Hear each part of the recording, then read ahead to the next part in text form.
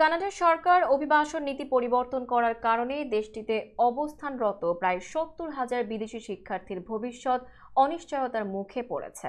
সরকারের এই সিদ্ধান্তের প্রতিবাদে দেশটিতে বিক্ষোভ করেছেন হাজার হাজার বিদেশি শিক্ষার্থী।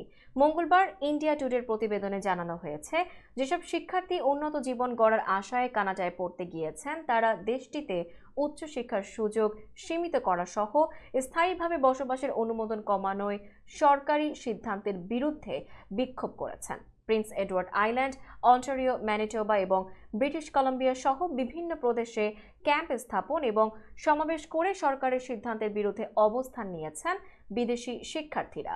এ বিষয়ে স্টুডেন্ট অ্যাডভোকেসি গ্রুপের প্রতিনিধিরা সতর্ক করে বলেছেন, চলতি বছরের শেষে ওয়ার্ক পারমিট শেষ হয়ে গেলে স্নাতক ডিগ্রিধারী অনেক শিক্ষার্থী প্রত্যর্পণের শিকার হতে পারেন, কারণ চলতি বছরে যাদের ওয়ার্ক পারমিট শেষ হবে তার বাড়াবে না সরকার।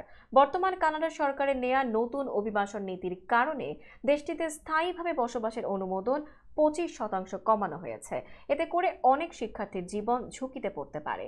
অভিবাসন, শরণার্থী এবং নাগরিকত্ব কানাডা অনুসারে এই কড়াকড়ি আরোপের কারণে 2024 সালে প্রায় 3,60,000 অনুমোদিত স্টাডি পারমিট দেয়া হবে, যা আগের বছরের তুলনায় 35% কম।